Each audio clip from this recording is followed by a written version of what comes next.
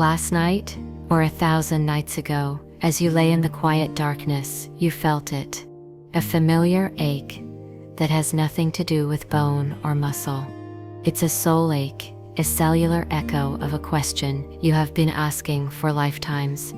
Is this all there is? It is the quiet hum of soul memory, a sense that you have walked this path of otherness before. You felt it at joyful gatherings, a wedding or a birthday party, where your smile felt like a costume, and you observed the easy laughter of others, like an anthropologist studying a strange and beautiful tribe, wondering how they learned the words to a song your heart could never sing. You felt it in the deepest chambers of your own home, surrounded by those you love, yet experiencing a profound and inexplicable solitude, as if you are watching your own life from behind a sheet of invisible glass. This feeling of being different is not a story you are telling yourself.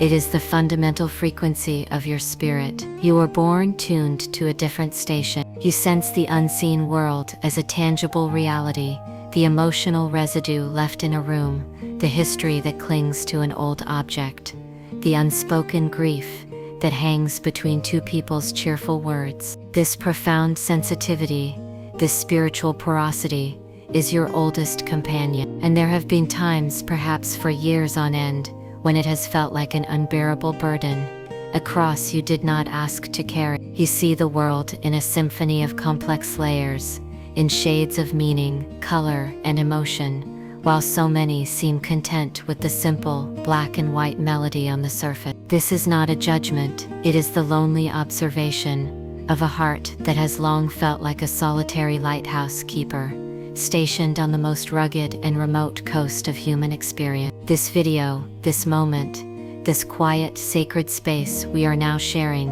is a sanctuary for that lighthouse keeper within you. It is a warm, dry room out of the storm. It is a guide, a map, a love letter from the universe, designed to help you understand a truth your soul is now, finally, ready to fully receive.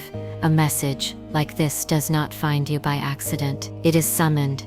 It is called forth by the magnetic pull of your own readiness. There is a divine and perfect architecture to your life, and every single detour, every perceived failure, every scar, every agonizing period of waiting has been a crucial and perfectly placed stone in the foundation of the temple you are becoming. There is a door in your soul that has been locked for a very long time, a door that holds your truest, most radiant power. By the end of this message, you will not only hold the key to this locked door, but you will also understand the divine blueprint of the lock itself. You will see that the long wait was not a period of cosmic abandonment.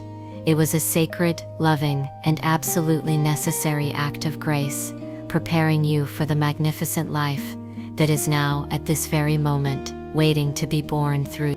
You were never, ever meant to fit in. Can you allow the sheer magnitude of that truth to finally land? Can you let it wash over you like a healing balm, soothing the scarred and weary parts of you that have spent a lifetime trying to apologize for your own light, trying to contort your magnificent, supernova soul into shapes that were never meant for you? That constant, nagging ache of not belonging was never, ever a sign of your deficiency.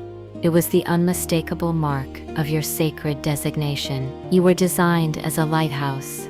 Let us sit with this truth. Lighthouses are not built in cozy, sheltered villages. They are built on the most rugged, dangerous, and isolated edges of the world. They are built to withstand the hurricane-force winds and the crashing waves that would terrify and splinter the pleasure boats in the harbor. The purpose of a lighthouse is not to be popular, but to be true, to be steadfast, to hold a light steady for those who are lost in the dark, tossed about by the storms of life. And fulfilling this purpose has come at a staggering cost, has it not? It has meant a lifetime of being misunderstood. It has meant having your profound depth labeled as too much, too intense, too sensitive. It has meant that your silence was mistaken for arrogance.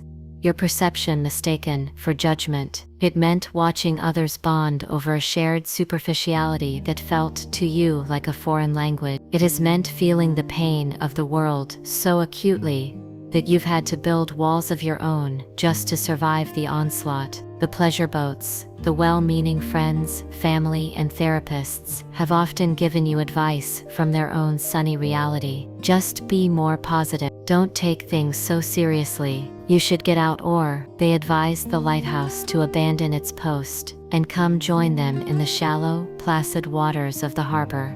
Never understanding that your very structure, your very purpose, is to be exactly where you are. And so you have poured your light, your energy, your empathy, your wisdom into your work, your family, your friendships, until your own lamp has grown terrifyingly dim. You have been serving healing water from a well that you were never taught how to replenish. And with this burnout has come a sacred anger, a holy rage. The anger of the unappreciated, the anger of the unseen, the anger of a soul that knows it was made for more than just being a functional utility for others. Do not be afraid of this anger. It is a holy fire. It is the fuel for your transformation. It is your soul finally screaming, no more. The loving intelligence of the universe has heard that scream. This message is the answer.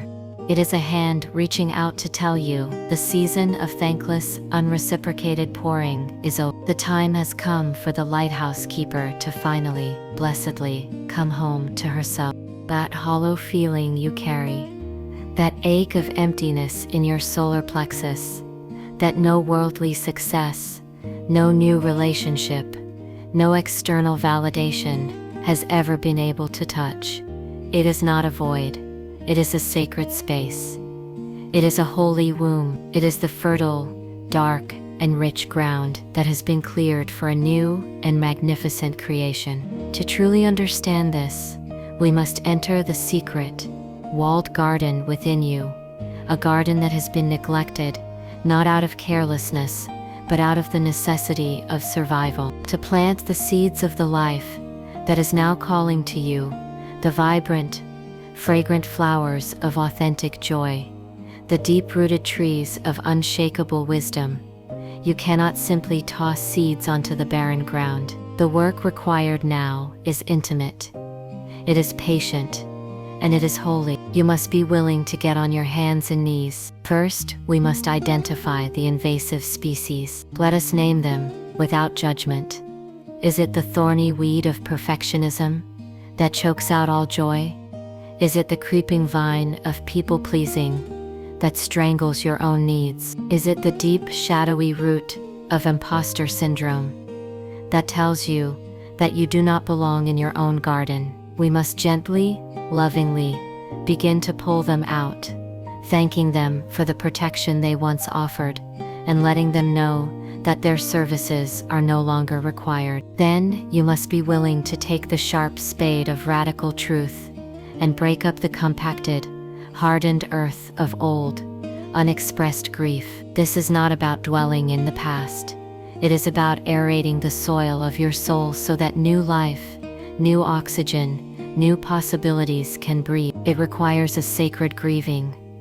Grieving not just the losses you have endured, but grieving for the brave person you had to become in order to survive. Grieving her exhaustion, grieving her loneliness, grieving the parts of her joyful, wild spirit she had to sacrifice to keep others comfortable. This is the alchemy of the soul, composting the past. You take all the pain, the betrayals, the disappointments, all the things you thought were waste, and you understand that this is the richest, most potent fertilizer. This is the material that will nourish the most beautiful growth. Every detour, every heartbreak, was a part of this divine landscaping. Your pain has meaning. The job that ended taught you that your worth is not your productivity. The relationship that shattered you taught you how to build a palace of self-love from the rubble. The illness that brought you to your knees taught you the sacred art of surrender. These were not punishments.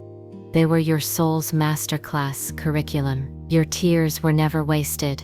They were the sanctifying rains that softened the hardened ground. And your prayers, even the ones that felt like screaming into a void, were the sun, patiently waiting for a crack in the clouds to pour its warmth upon you. The soil is now prepared. The rain has fallen. The sun is returning. Now we must learn the prayer that makes the seeds of our soul finally, courageously, irrevocably sprout. Now, let us enter this sacred garden together to begin the holy work. Find a posture of grace and dignity.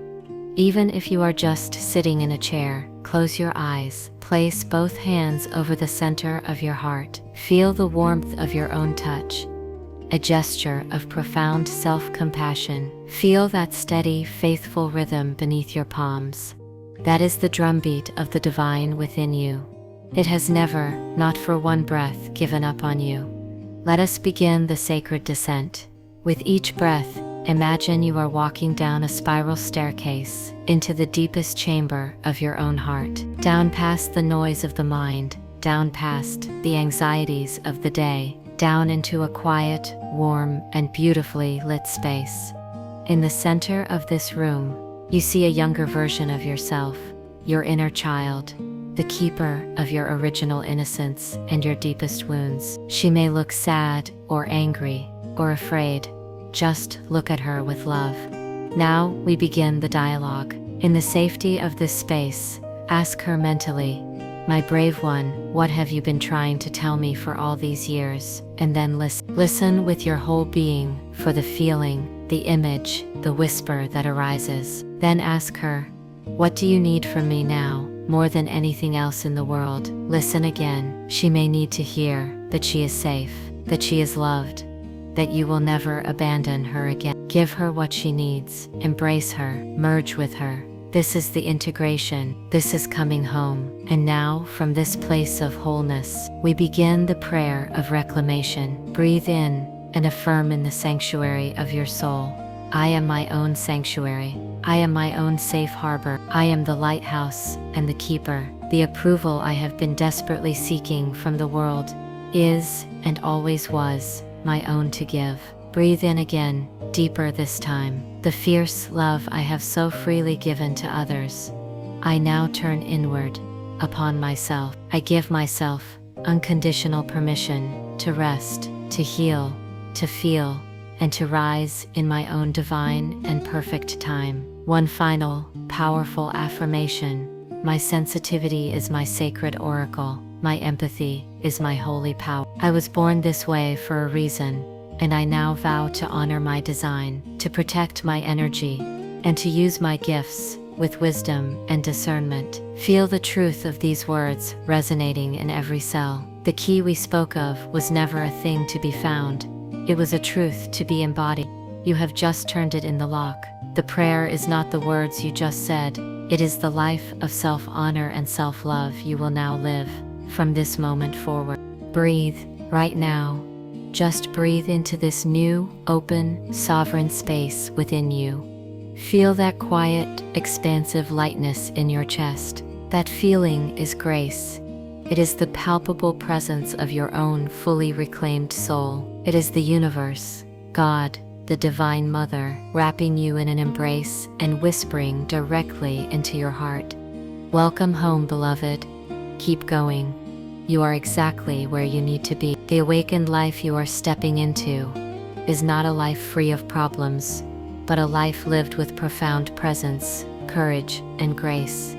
It is a life of beautiful paradoxes. You will feel more deeply and compassionately connected to others than ever before, while at the same time being more fiercely independent and sovereign in your own energy. You will feel the sorrow of the world's pain with heartbreaking clarity, while simultaneously experiencing a profound, unshakable joy that is not dependent on external circumstance. You will learn to hold stronger, healthier boundaries than you ever thought possible, and you will do so from a place of immense love, not fear. The life that is waiting for you will feel like the first warm sun on your face after a long, brutal winter. It will sound like your own laughter, full and uninhibited, It will taste like cool, clean water after a lifetime of thirst. And the love you will attract will be of a different quality. It will not be a love of codependence or need, but a love of mutual recognition, a love that celebrates your light and is not afraid of your shadow. There are souls in this world who are part of your spiritual family,